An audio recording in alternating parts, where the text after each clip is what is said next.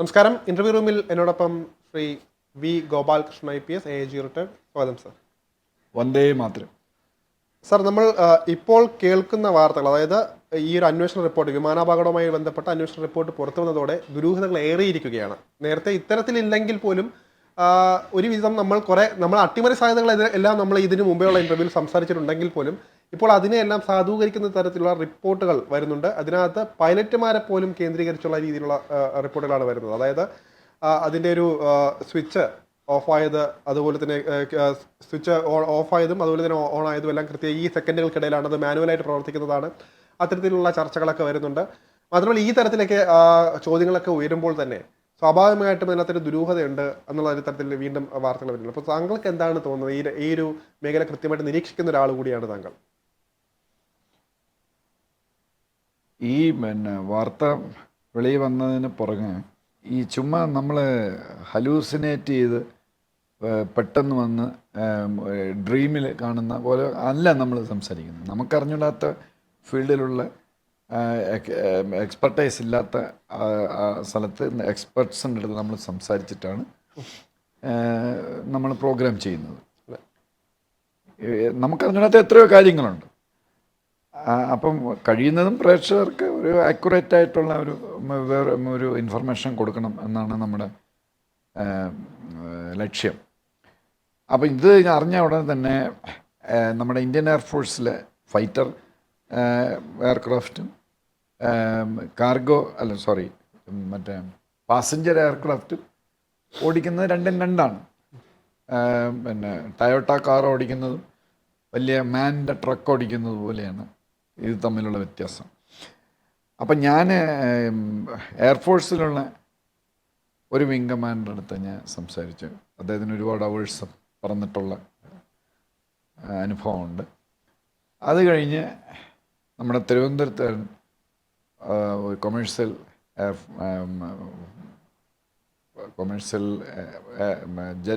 Commercial വിമാനം പറത്തുന്ന ഒരു പൈലറ്റിൻ്റെ അടുത്ത് ഞാൻ സംസാരിച്ചു. ഭാഗ്യത്തിന് അദ്ദേഹം ഇവിടെ സ്ഥലത്തുണ്ടായിരുന്നു. അപ്പോൾ അതിൽ നിന്നൊക്കെ കിട്ടിയ വിവരങ്ങളാണ് ഞാൻ ഇവിടെ പറയുന്നത്. അതായത് ഇതിനകത്ത് ഈ നമ്മൾ ആദ്യമേ ശരത്ത് ഓർക്കുന്നുണ്ടല്ലോ, നമ്മളിത് ചെയ്തപ്പോഴേ ഇത് ആദ്യം ഇവിടെ ചെയ്തത് നമ്മളാണ്. ഒരു മലയാളത്തിൽ ആദ്യം ഈ വിമാനാപകടത്തെ പറ്റി അന്ന് നമ്മൾ പറഞ്ഞിരുന്നു. അട്ടിമറിയിലേക്ക് തന്നെയാണ് നമ്മൾ പോയിൻ്റ് ചെയ്തത്. നമ്മൾ ഈ ഏവിയേഷൻ ടർബൈൻ ഫ്യൂവല് അഡൾട്രേറ്റ് ചെയ്തെന്നും അങ്ങനെയൊക്കെ നമ്മളതൊന്ന് സജസ്റ്റ് ചെയ്തിരുന്നു. ഇതെല്ലാം ഞാൻ പറഞ്ഞത് ഇതുപോലുള്ള ആളുകളായിട്ട് സംസാരിച്ച ശേഷം ആണ് നമ്മൾ പറയുന്നത്. അപ്പോൾ ഇതിനകത്ത് 2 കിൽ സ്വിച്ച് ഉണ്ട്. ആ കിൽ സ്വിച്ച് ഓഫായപ്പോൾ ഫ്യൂവൽ സപ്ലൈ കട്ടായി എന്നാണ് ഇപ്പോൾ കണ്ടുപിടുത്തം. പക്ഷേ ഒരുപാട് ഇൻട്രൂഗിങ് ആയിട്ടുള്ള കാര്യങ്ങളുണ്ട്. ഒന്നും ക്ലിയർ അല്ല. അത് നമ്മൾ റിപ്പോർട്ട് നമ്മളാരും കണ്ടിട്ടില്ല. അതിൻ്റെ എക്സെപ്റ്റ്സാണ് ഈ മീഡിയയിൽ കൂടെയൊക്കെ പലതും വരുന്നത്. അപ്പോൾ ഈ 2 കിൽ സ്വിച്ച് പൈലറ്റ് ഓഫ് ചെയ്തിട്ടില്ല, ഞാൻ ചെയ്തിട്ടില്ല. അയാൾ കള്ളം പറയേണ്ട കാര്യമില്ലല്ലോ. അല്ലെങ്കിൽ അയാൾ മറ്റേ സൂയിസൈഡ് ബോംബർ ആയിരിക്കണം കള്ളം പറയണം. അയാൾ വളരെ നോർമലായിട്ടുള്ള സ്റ്റേറ്റ് ഓഫ് മൈൻഡുള്ള പൈലറ്റ്സാണ് 2 പേരും.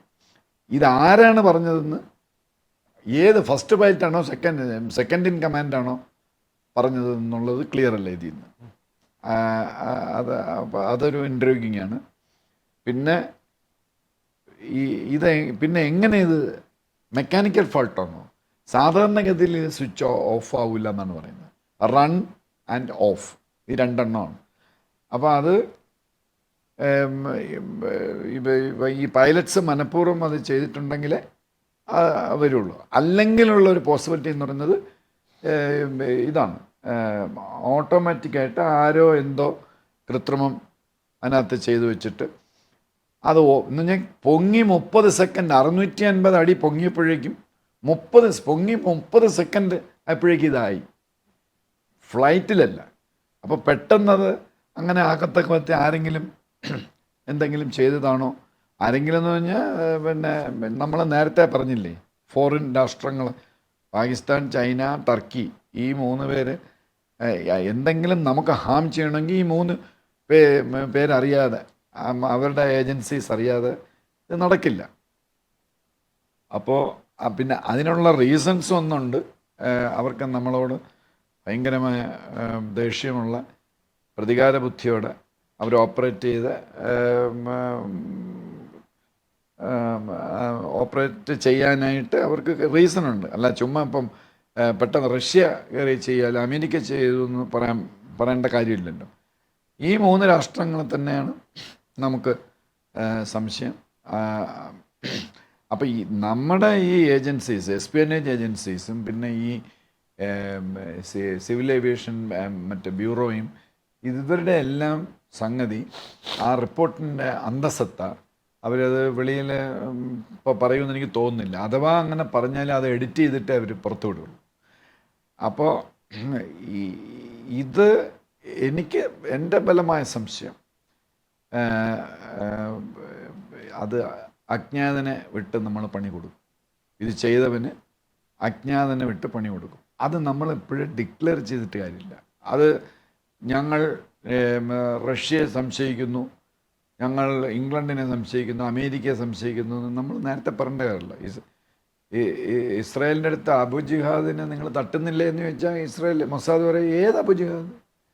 അത് മറ്റേ അതെ, ഞങ്ങളത് എന്നേ വിട്ട് അവിടെ ഇത് ചെയ്തുകൊണ്ടിരിക്കുകയാണ്, റിഹേഴ്സൽ ഡ്രില്ല് നടത്തിക്കൊണ്ടിരിക്കുകയാണ് അബു ജിഹാദിനെ എങ്ങനെ കൊല്ലാമെന്ന്. അത് അവരുടെ ഒരു രീതിയാണ് നമ്മുടെ ഇപ്പോഴത്തെ എസ്പിയനേജ് ഏജൻസീസും ഒക്കെ. അപ്പം ഇത് ചെയ്തിട്ടുള്ളത് ആരെന്ന് അവർക്കറിയാം. അതുകൊണ്ടാണ്, അല്ലെങ്കിൽ പിന്നെ എടുത്ത് പറയുമല്ലോ, ഇത് ക്ലിയറായിട്ട് പറയുമല്ലോ. ഇത് ഫോറിൻ എക്സ്പെർട്സ് ഉണ്ട്, ബോയിങ്ങിൻ്റെ എക്സ്പെർട്സ് ഉണ്ട്, പിന്നെ ഇങ്ങനെ പലരും ഇതിനകത്ത് വന്നിട്ടുണ്ട് നമ്മളെ സഹായിക്കാനായിട്ട്. ഇൻവെസ്റ്റിഗേഷൻ ബ്യൂറോ, ഇൻവെസ്റ്റിഗേറ്റേഴ്സിനെ സഹായിക്കാൻ പലരും വന്നിട്ടുണ്ട്. അപ്പോൾ അങ്ങനെയാണെങ്കിൽ പിന്നെ എന്തിനാ മടിക്കുന്നത്? പറയാമല്ലോ. അത് പറയാത്തത് നല്ല പർപ്പസോടെയാണ്, അല്ലാതെ ഒരു ഒരു ഒരു ഒരു ഡിസോണസ്റ്റ് ഇൻറ്റൻഷനിൽ ഉള്ള ഒരു കണ്ടുപിടുത്തമല്ല. അത് നമ്മുടെ രാജ്യത്തിൻ്റെ security, for the sake of our security and our futuristic plans അനുസരിച്ച് ഇത് ഇങ്ങനെ പറഞ്ഞാൽ മതി. അതായത് ഇപ്പം നമ്മുടെ സിനിമയുടെ പേര് ഞാൻ മറന്നുപോയി, നമ്മുടെ മോഹൻലാലിൻ്റെ അടുത്ത് കുതിരവട്ടം പപ്പോറില്ലേ, ഞാനാരെന്ന് നീ ചോദിച്ചാൽ നീ ആരെന്ന്, അതേപോലത്തെ ഒരു റിപ്പോർട്ടാണത്. അങ്ങനെ ഒരു പൈലറ്റിൻ്റെ ഫോൾട്ട് ഉണ്ടെങ്കിൽ അത് പറയാമല്ലോ നേരത്തെ. പൈലറ്റിൻ്റെ ഫോൾട്ട് അതിനകത്തില്ല. പിന്നെ വേറൊരു കാര്യം, എല്ലാ വിമാനാപകടത്തിലും ഇപ്പോൾ ഈ ബോയിങ്ങിൻ്റെ വേറെ ചില നമ്മളെ ഇതുമായിട്ട് ബന്ധപ്പെട്ടുള്ള എപ്പിസോഡിൽ നമ്മൾ 3-4 എണ്ണം പറഞ്ഞു. അവസാനം അവർ കൊണ്ട് തലയിൽ വെക്കുന്നത് പൈലറ്റിന്. ഞാൻ പൈലറ്റ് മരിച്ചുപോയി, മരണപ്പെട്ടുപോയി, അവന് അങ്ങനെയൊക്കെ തിരിച്ചു എന്ന് പറയാൻ ഒക്കില്ലല്ലോ, അങ്ങനെയൊക്കെ ഡിഫൻസ് ഇല്ലല്ലോ. അപ്പോൾ പൈലറ്റിൻ്റെ തലയിൽ വെക്കണതാണ്. അതേപോലെ ഇത് ചെയ്യാമായിരുന്നു, ചെയ്തില്ല. കാരണം പൈലറ്റ് ഇന്നസെൻ്റ് ആണെന്ന് നമ്മുടെ ഇൻവെസ്റ്റിഗേഷൻ ബ്യൂറോയ്ക്ക് മനസ്സിലായിക്കണം. അപ്പം അത് അട്ടിമറി തന്നെയാണ്. അത് ആരെ എന്താണെന്ന് ഇപ്പം പറയേണ്ട കാര്യമില്ല എന്ന് നമ്മുടെ അധികാരികൾ, ബന്ധപ്പെട്ട അധികാരികൾ തീരുമാനിച്ചു. അപ്പോഴൊരു ചോദ്യം സാർ നിൽക്കുന്നത്, അതായത് ഈ മാനുവലായിട്ട് ഇപ്പോൾ എല്ലാവരും ടാർഗറ്റ് ചെയ്യുന്ന പൈലറ്റ്സിനെ ആണെന്നുള്ള രീതിയിലുള്ള, അതായത് പ്രത്യക്ഷത്തിൽ ചർച്ചകൾ വരുന്നത് അങ്ങനെയാണ്. അതായത് ലക്ഷ്യം ആത്മഹത്യ ആയിരിക്കും അല്ലെങ്കിൽ കൂട്ടക്കൊലപാതകമായിരിക്കും എന്ന തരത്തിൽ പോലും ഇപ്പോൾ സംസാരമുണ്ട് ആ രീതിയിലേക്ക്. നേരത്തെ അത്ര ഇല്ലായിരുന്നെങ്കിൽ പോലും ഇപ്പോൾ പല കാരണങ്ങൾ വെച്ചിട്ടാണ്. അതായത് ഇപ്പോൾ സ്വിച്ചിൻ്റെ കാര്യം തന്നെ നേരത്തെ പറയുമല്ലോ, കൃത്യമായിട്ട് അത് പ്രവർത്തിപ്പിക്കാൻ പൈലറ്റിന് പറ്റുന്നതാണ്. മാത്രമല്ല അതിൽ തന്നെ ലോക്കുണ്ട്, ലോക്ക് മാറ്റാതെ അതുപോലെ പെട്ടെന്നത് ബോധപൂർവം മാത്രമേ അത് പറ്റുകയുള്ളൂ എന്ന തരത്തിൽ വരുന്നുണ്ട്. ഇതെല്ലാം തന്നെ ഇപ്പോൾ പൈലറ്റിൻ്റെ അറിവോട് കൂടിയല്ലേ ഇപ്പോൾ ടാർഗറ്റ് ചെയ്യുന്നതിൽ കാര്യമുണ്ടോ? ഇപ്പോൾ നേരത്തെ പറയുന്ന പോലെ തന്നെ അതുകൊണ്ട് തന്നെ ഈ ഫ്യൂൽ അഡൾട്രേഷൻ അടക്കമുള്ള കാര്യങ്ങൾ ഇതിനകത്ത് പരിഗണനയ്ക്ക് വരുന്നുണ്ടോ? അങ്ങനെ കുറച്ച് സംശയങ്ങൾ കൂടി ഇതിനകത്തുണ്ട്. പൈലറ്റിൻ്റെ അറിവോട് കൂടി ആയിരിക്കുമോ എന്നൊരു ചോദ്യം തന്നെയാണ് ഇപ്പോഴും പ്രസക്തമായിട്ട് നിൽക്കുന്നത് അതിനകത്ത്. ഞാനൊരു പിന്നെ പോലീസ് ഡിപ്പാർട്ട്മെൻറ്റിലും 37 വർഷം ജോലി ചെയ്ത ഇത് അവസാനം ഇത് ക്രിമിനൽ കേസാണ് വേണമെങ്കിൽ അന്വേഷിക്കേണ്ട ഞങ്ങളെപ്പോലുള്ള ഒരാളാണല്ലോ അന്വേഷിക്കാൻ പറയേണ്ടത്. ഞാനോ എൻ്റെ DYSP ആയിരിക്കും ഇത് അന്വേഷിക്കുന്നത്. മേലുദ്യോഗസ്ഥം പലരും കാണുമെങ്കിലും CD എഴുതുന്നതും എവിഡൻസ് കളക്ട് ചെയ്യുന്നതും കോടതിയിൽ പ്രോസിക്യൂട്ട് ചെയ്യുന്നതും എല്ലാം എൻ്റെ റാങ്കിലുള്ള ഉദ്യോഗസ്ഥനല്ല, എൻ്റെ താഴെയുള്ള ഉദ്യോഗസ്ഥനായിരിക്കും. അപ്പം ഇത് ഓരോ കേസ് ഇങ്ങനത്തെ ഒരു പുതിയ കേസാണ് എന്ന് ഞാൻ താൻ എത്ര മറ്റേ പ്ലെയിൻ ക്രാഷ് അന്വേഷിച്ചിട്ടുണ്ട്, അതൊന്നും ഇറലവൻറ്റ് ക്വസ്റ്റ്യൻസാണ്. നമ്മൾ തന്നെയാണ് ഇത് അന്വേഷിക്കുന്നത്. അപ്പം നമ്മുടെ ആ ഇതിൽ നോക്കുമ്പോൾ ഇത് പൈലറ്റ്സ് എറർ അല്ല അന്ന് ഞാൻ അസന്നിഗ്ധമായിട്ട് ഞാൻ പറയും. പൈലറ്റ്സ് എറർ അല്ല. ഞാൻ ആ റിപ്പോർട്ടൊന്നും കണ്ടിട്ടില്ല. പൈലറ്റ് എററാണെങ്കിൽ എപ്പോഴേ നമ്മുടെ ഏജൻസീസ് പറഞ്ഞേനെ, ഇൻവെസ്റ്റിഗേഷൻ ഏജൻസീസ് പറഞ്ഞേനെ. ഞാൻ ഒരു സംഭവത്തിലേക്ക് ഞാൻ നിങ്ങളുടെ ശ്രദ്ധ ക്ഷണിക്കുകയാണ്. നിങ്ങൾ ഓർക്കുന്നുണ്ടായിരിക്കും, മലേഷ്യൻ എയർവേസിൻ്റെ മാസിൻ്റെ ബെയ്ജിങ്ങിലേക്ക്, കൊലാലംപൂരിൽ നിന്ന് ബെയ്ജിങ്ങിലേക്ക് പോയ ഫ്ലൈറ്റ് തകർന്ന് വീണു. എവിടെ തകർന്നു വേണമെന്ന് ഇതുവരെ കണ്ടുപിടിച്ചിട്ടില്ല. എല്ലാവരും മാസീവ് ആയിട്ടുള്ള ഇതായിരുന്നു, ലോസായിരുന്നു.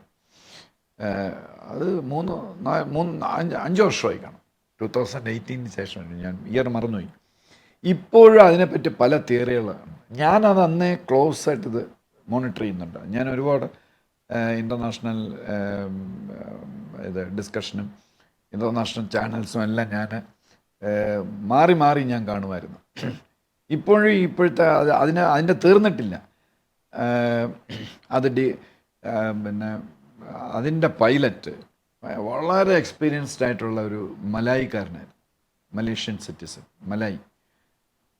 അപ്പോൾ ഈ ശരത്ത് ഇപ്പം നമ്മളെ ഇവിടുത്തെ ആളുകളും എല്ലാം പറയുന്ന പോലെയും നമ്മളെ ചുമ്മാ ഈ പൈലറ്റിനെ ഞാൻ പൈലറ്റ് ജീവിച്ചിരിപ്പില്ല, പൈലറ്റ് എവിടെയെന്ന് അറിഞ്ഞൂടാ. അപ്പോൾ പൈലറ്റിൻ്റെ തലയിൽ വയ്ക്കാൻ എളുപ്പമാണ്.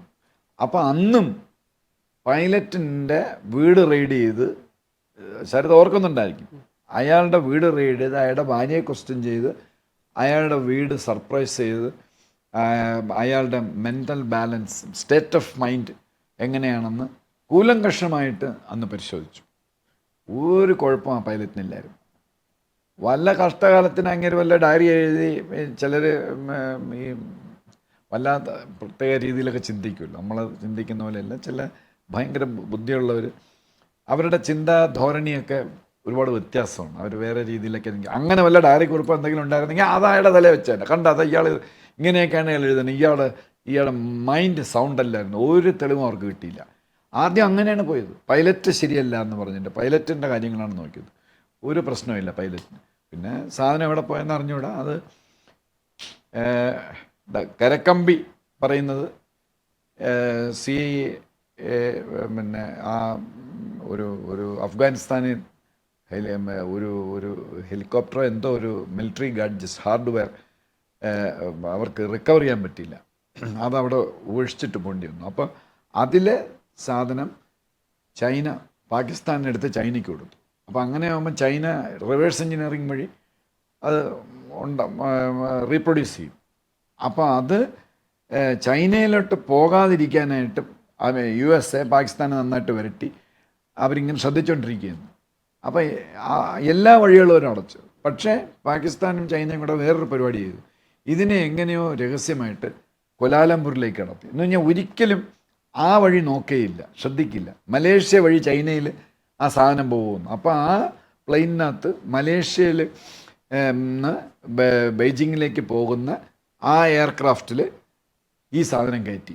ഒരിക്കലും ആ ഭയങ്കര അക്ഷന്തവ്യമായ തെറ്റാണ്. ആ സാധനത്തിനകത്ത് കയറ്റി വിടാൻ പാടില്ല. അതായത് because it's A passenger aircraft, civilian aircraft, military aircraft കൊണ്ടുപോകണം. അപ്പോൾ ഇത് ആരും സംശയിക്കില്ല, CIA സംശയിക്കില്ല, MI6 ആരും സംശയിക്കില്ല. അതുകൊണ്ട് ആ പാസഞ്ചർ എയർക്രാഫ്റ്റിൽ അതിനെ കയറ്റി ആ സാധനം അതിനകത്തുണ്ട്. ബെയ്ജിങ്ങിൽ പോകുമ്പം ആരും അറിയില്ല. അത് CIA പിടിച്ചു. CIA പിടിച്ചിട്ട് ഈ ഇവന്മാരുടെ ഇതിനകത്ത് CIA ഏജൻസ് ഉണ്ടെന്ന് കരക്കമ്പി, ഇനി ഇന്ത്യയിൽ എവിഡൻസ് ഒന്നുമില്ല, സ്ട്രോങ് തിയറി ഉണ്ട്. അങ്ങനെ അതിനെ ഡിഗോ ഗാർഷ്യ, നമ്മുടെ ഇവിടുന്ന് 2000 കിലോമീറ്റർ ദൂരെയുള്ള ഡിഗോ ഗാർഷ്യയിലും ഭയങ്കര ബേസുണ്ട് USA അവിടെ കൊണ്ടുവന്നിട്ട് പാസഞ്ചേഴ്സിനെ തട്ടിയോ അതോ തട്ടാതെയോ എന്ന് അറിഞ്ഞോണം. പൈലറ്റിനെ തട്ടിയിട്ട് ഓട്ടോ പൈലറ്റ് ഇട്ടിട്ട് ഈ ഈ സാധനം വിട്ടെന്നാണ് പറയുന്നത്. അത് അവിടെ വീഴ്ത്തുകയോ ഫയർ ചെയ്യുകയോ വീഴ്ത്തുകയോ ചെയ്തു. ഇൻ്റർനാഷണൽ സിനോറിയയിൽ ഈ പ്രിൻസിപ്പളും അത് ഇതൊക്കെ എല്ലാവരും പറയും, ഒന്നുമില്ല, അൺസ്ക്രൂപ്ലെസ് ആണ്, അങ്ങനെയൊക്കെ ചെയ്യും. അങ്ങനെയാണ് അത് പോയത്. ഇതുവരെ ഒന്നും കണ്ടെത്തിയിട്ടില്ല. അപ്പം ഇതൊക്കെ അവർ നേരത്തെ ഹോംവർക്ക് ചെയ്തിട്ട് ചെയ്യുന്നതാണ്. അപ്പം ഇത് എത്ര വർഷം മുമ്പ് നടന്നതാണ്. ഇതിപ്പോൾ മോസ്റ്റ് മോഡേൺ ആണ് നമ്മുടെ അഹമ്മദാബാദിലെ എയർക്രാഫ്റ്റ്. അഥവാ അതിനകത്ത് അട്ടിമറി ഉണ്ടെങ്കിൽ നമ്മുടെ പഴയ പോലെ മറ്റേ ബോംബെല്ലാം കൂടെ പൊതിഞ്ഞ് മറ്റേ ലഗേജിൽ കയറ്റി വിടണം. അതൊരു 40 വർഷത്തെ ടെക്നോളജിയാണ് ഭീകരരുടെ, ടെററിസ്റ്റിൻ്റെ. അത് ഒബ്സലറ്റായി പോയി. അതൊക്കെ ഇപ്പോൾ ഈസി ആയിട്ട് പിടിക്കും ഇൻസ്പെക്ഷനിൽ. പിന്നെ ആ ഇൻസ്പെക്ഷനിൽ ഇവിടെ ടർക്കിഷ് ഏജൻസി ഉണ്ട്, അല്ലെങ്കിൽ ടർക്കിഷ് ഏജൻസിനെ സപ്പോർട്ട് ചെയ്തുകൊണ്ടിരുന്ന ആളുകളാണ് ബാഗേജ് ഓപ്പറേഷൻ. അതുകൊണ്ട് അത് കയറ്റി വിട്ടതായിരിക്കും, അവർ ചെക്ക് ചെയ്തില്ല. പക്ഷെ അങ്ങനെ ഒരു എക്സ്പ്ലോഷൻ ഉണ്ടായില്ല. ഈ വിമാനാപകടത്തിൽ അങ്ങനെ ഒരു എക്സ്പ്ലോഷൻ ഉണ്ടായില്ല. ഇത് ഇങ്ങനെ തന്നെയാണെന്ന് അസന്നിഗ്ധമായി തെളിയിച്ചിട്ടുണ്ട്. അന്നേ ആരൊക്കെ ഇത് പറഞ്ഞിട്ടുണ്ട്. ഈ ഫ്യൂവലുമായിട്ട് കണക്റ്റഡ് ആയിട്ടുള്ള എന്തോ ഒരു സംഗതിയാണ്. അപ്പോൾ ശരത്ത് പറഞ്ഞ പോലെ V really don't know whether the aviation turbine fuel was adulterated. We don't know. അങ്ങനെയാണ് ഈ മിസ്സിങ് വന്നത്. പിന്നെ ഇത് തട്ടിയോ കൈ തട്ടിയോ ഈ 2 കിൽ സ്വിച്ച് വരില്ല എന്നാണ്. അങ്ങനെ ചെയ്യില്ല, അങ്ങനെ വരാൻ ചാൻസ് ഇല്ല എന്നാണ് പറയുന്നത്. അതെ, എന്താണെന്ന് എനിക്ക് അറിഞ്ഞുകൂടാ. ചിലപ്പോൾ അതിൻ്റെ പൊസിഷൻ അങ്ങനെയായിരിക്കും. ഈ മുട്ടും കായയും ഒന്നും തട്ടാതെ പൊക്കത്തിലായിരിക്കാം ആ സ്വിച്ചിൻ്റെ പൊസിഷൻ. അപ്പോൾ പിന്നെ പൈലറ്റ്സ്, സൗണ്ട് മൈൻഡുള്ള പൈലറ്റ്സ് ഇത് റൺ ഓഫ് ചെയ്യില്ല.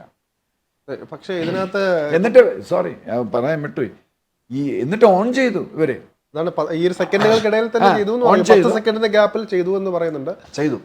മാത്രമല്ല ഇതിനകത്ത് വേറൊരു കാര്യം സർ, അതായത് അപ്പൊ അതിന്റെ അർത്ഥം ചെയ്തെങ്കിൽ അതിന്റെ അർത്ഥം ആ 2 പൈലറ്റ്സ് അല്ല ചെയ്തെന്നല്ലേ? അങ്ങനെയല്ലേ നമുക്ക്. പക്ഷേ ഈ വാൾ സ്ട്രീറ്റ് ജേർണൽ അടക്കമുള്ളവർ പറയുന്നത് ഇപ്പൊ ഇന്ത്യയെ തന്നെ അതിനകത്ത് ടാർഗറ്റ് ആക്കി. അതായത് US-ന്റെ ഒരു രീതിയാണല്ലോ, അവരുടെ ഭാഗം ക്ലിയർ ആക്കാൻ വേണ്ടി, ബോയിങ്ങിനെ കാര്യങ്ങൾ സേഫ് ആക്കാൻ വേണ്ടി ആയിരിക്കാം ഒരു പക്ഷേ അവരടക്കമാണ് ഈ ഒരു രീതിയിൽ പറയുന്നത്. ഇപ്പോൾ പൈലറ്റുമാരുടെ കാര്യങ്ങളിലേക്ക് ടാർഗറ്റ് ചെയ്യിക്കുന്നത്. മാത്രമല്ല ഇന്ത്യയുടെ ഒരു രീതി കൂടെ നമ്മൾ ശ്രദ്ധിക്കേണ്ടത് സാർ. അപ്പോൾ അതിനൊരു റെസ്പോൺസ്, ഇപ്പം നമുക്ക് നമ്മുടെ രാജ്യത്തെ രക്ഷിക്കണമെങ്കിൽ, നമ്മുടെ പൈലറ്റുമാരെ സംരക്ഷിക്കണമെങ്കിൽ ഇന്ത്യ കൃത്യമായൊരു റെസ്പോൺസ് അതിനകത്ത് കൊടുക്കേണ്ടതുണ്ട്. അപ്പോൾ ഇവിടെ ഒന്നും തൊട്ടും തൊടാതെയും അല്ലെങ്കിൽ ഒന്നും വിട്ടു പറയാതെയും പൈലറ്റുമാരാരെന്നും പറയാതെയും അങ്ങനത്തെ രീതിയിലാണ് കൊണ്ടുപോകുന്നത്. അപ്പോൾ സ്വാഭാവികമായിട്ടും നമ്മൾ മനസ്സിലാക്കേണ്ട ഒരു കാര്യം, ഇങ്ങനൊരു സംഭവം വരുമ്പോഴത്തേക്ക് ഒരു പുകമറ ഉണ്ടാകും, ആളുകൾക്ക് ആശങ്കയുണ്ടാവും. അപ്പോൾ ഒരു കൃത്യമായൊരു ഉത്തരം കൊടുക്കേണ്ടതിൻ്റെ, നമ്മുടെ അതോറിറ്റി തന്നെ കൊടുക്കേണ്ടതില്ലേ അതിനകത്ത്? ഈ USA-ൽ ബോയിങ്ങൊക്കെ ഭയങ്കര പിന്നെ എന്താ പറയുന്ന $multi-billion വരുമാനമുള്ള കമ്പനിയാണ്, ഭീമൻ കമ്പനിമാണ്. അപ്പോൾ അവർ ഇതുപോലെ ഇതിനു മുന്നേ നമ്മൾ നേരത്തെ എപ്പിസോഡിൽ പറഞ്ഞിട്ടുണ്ട്, ഇതുപോലുള്ള ഇന്തോനേഷ്യയിലും എത്യോപ്യയിലും ഒക്കെ ഈ വിമാനാപകടം ഉണ്ടായപ്പം അത് വിമാനത്തിൻ്റെ കുഴപ്പമല്ല എന്നൊക്കെ കൊണ്ടുവരാൻ വേണ്ടി അവർ പൈസ കൊടുത്ത് എഴുതിക്കും. വാൾ സ്ട്രീറ്റ് ജേർണലിലോ വാഷിങ്ടൺ പോസ്റ്റിലോ സൺഡേ ടൈംസിലോ ഒക്കെ ബ്രിട്ടനിലും അമേരിക്കയിലും ഒക്കെ ഈ ബോയിങ് കമ്പനിയെ സപ്പോർട്ട് ചെയ്തിട്ടുള്ള കാര്യങ്ങൾ, പൈലറ്റിൻ്റെ കുഴപ്പമാണ്, അത് ഇന്ത്യൻ പൈലറ്റാണ്, അയാൾ വെള്ളം അടിച്ചിട്ടുണ്ട്, ഇങ്ങനെയൊക്കെ പലതും അവർ പറയും. നമ്മളത് മൈൻഡ് ചെയ്യേണ്ട കാര്യമില്ല. പക്ഷെ നമ്മുടെ ഏജൻസീസ് തീർച്ചയായിട്ടും പൈലറ്റിൻ്റെ കുഴപ്പമാണെങ്കിൽ അത് ഡെഫിനറ്റായിട്ടും പറഞ്ഞാൽ നമുക്ക് എന്താണ്, നമുക്ക് ഒളിച്ചു വയ്ക്കാനോ നമുക്ക് അതിനകത്ത് വേറെ കാര്യങ്ങളോ ഒന്നുമില്ല. അത് പൈലറ്റിൻ്റെ കുഴപ്പം തന്നെയാണ്. പൈലറ്റിൻ്റെ കുഴപ്പമല്ല എന്ന് നമ്മുടെ ഏജൻസീസിന് മനസ്സിലായി, അതിനുള്ള തെളിവ് അവരുടെ കയ്യിൽ കാണും. അപ്പോൾ പിന്നെ ഇതെങ്ങനെ സംഭവിച്ചു? ഈ സ്വിച്ചാണ് ഇതിൻ്റെ വില്ലനെന്ന് ആണ് ഇപ്പോൾ തെളിഞ്ഞിരിക്കുന്നത്. അപ്പോൾ ആ സ്വിച്ച് ഇവർ മനഃപൂർവ്വം ഇടണം. അങ്ങനെ അവർ മനഃപൂർവ്വം ഓഫ് ചെയ്യണം. ഓഫ് ചെയ്തിരുന്നെങ്കിൽ പിന്നെന്തിനും ഓൺ ചെയ്തു? അപ്പോൾ പറയാം അത് മറ്റവൻ ചെയ്തതാണ്. അതൊക്കെ ചുമ്മാ വൈൽഡ് ഗൂസ് ചേസ് തിയറിയാണ്. അതൊന്നും കറക്റ്റല്ല. ഒന്നുകിൽ ഇതിൻ്റെ റിയൽ റീസൺ ഇവർ പുറത്ത് പറഞ്ഞിട്ടില്ല,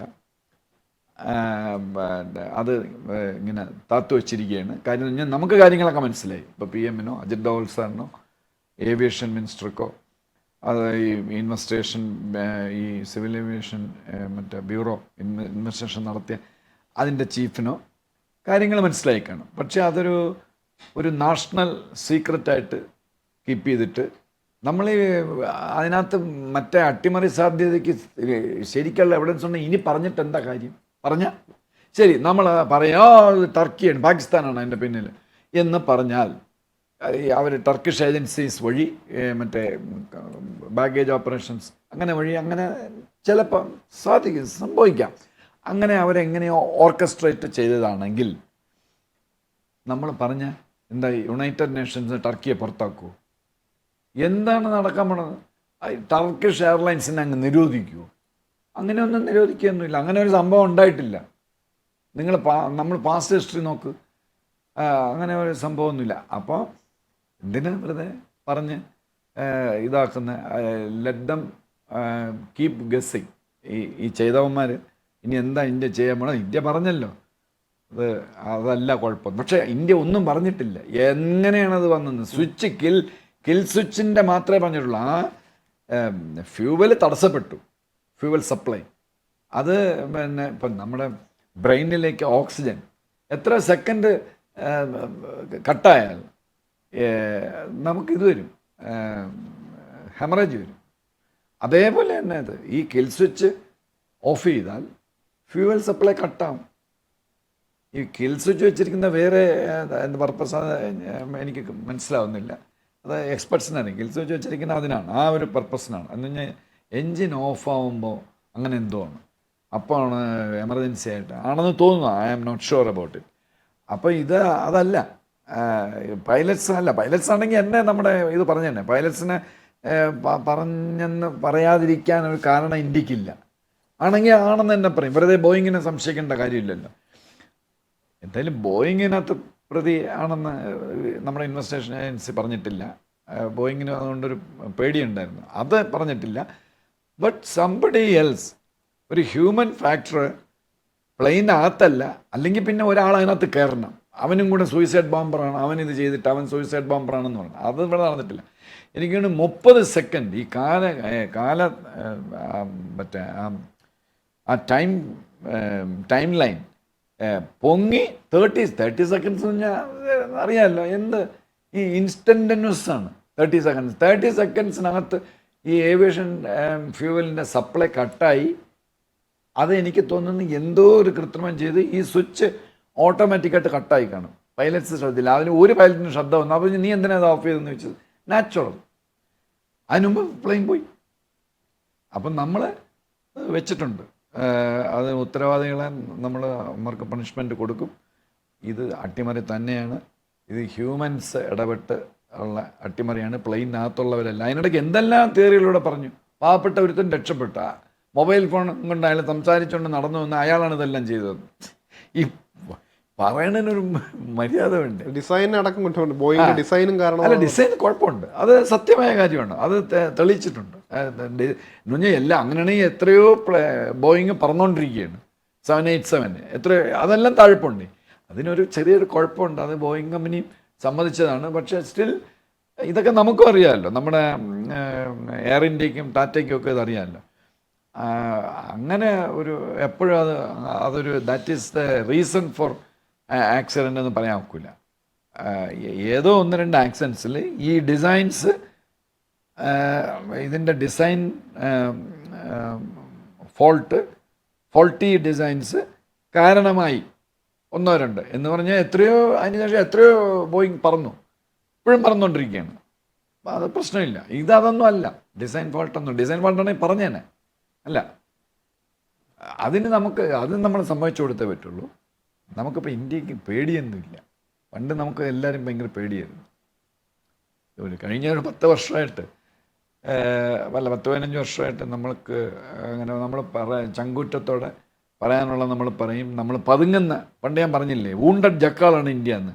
ജക്കാൾ എന്തോ ഒന്നും ചെയ്യില്ല, അതിങ്ങനെ സ്നാൾ ചെയ്ത് ഇങ്ങനെ പല്ലൊക്കെ കാണിച്ചുകൊണ്ട് നിൽക്കും. അതുപോലെയല്ല ഇന്ത്യ. അവിടെ നിന്നൊക്കെ ഒരുപാട് നമ്മൾ പിന്നെ മറ്റേ അമേരിക്കയുടെ കഴിഞ്ഞ പ്രാവശ്യത്തെ ബൈഡൻ്റെ അന്ത്യാസനം നമ്മൾ മൈൻഡ് ചെയ്തല്ലോ, റഷ്യയുടെ ഓയിലൊക്കെ വാങ്ങിച്ച്. ഇപ്പം നല്ല നട്ടല്ല ഉറപ്പുള്ള രീതിയിലാണ് ഇന്ത്യ പെരുമാറുന്നത് ഇൻ്റർനാഷണൽ ലെവലിൽ. നമ്മുടെ വിദേശകാര്യമന്ത്രി ആയിരുന്നാലും, നമ്മുടെ ഡിഫൻസ് മിനിസ്റ്റർ ആയിരുന്നാലും, നമ്മുടെ PM ആയിരുന്നാലും, നമുക്ക് ഇന്ത്യക്ക് ഒരു സ്റ്റാൻഡുണ്ട്. ഇപ്പോൾ ഇന്ത്യ പേടിയുണ്ട്. കാരണം അങ്ങനെ ഉണ്ടായിരുന്നെങ്കിൽ ഇപ്പൊ ഇതിനൊരു മറുപടി ഉടനെ ഉണ്ടാകുമെന്ന് പ്രതീക്ഷ. ഉടനെ ഞാൻ പറയില്ല, ഉടനെ പാടില്ലല്ലോ. അങ്ങനെ ഒരു മറുപടി ഉടനെ പാടില്ലല്ലോ. We can keep our fingers crossed. Will wait, പിന്നെ ബി വാച്ച്ഫുൾ. അപ്പം നമുക്ക് മനസ്സിലാവും. വളരെ നന്ദി. വന്ദേ മാതരം.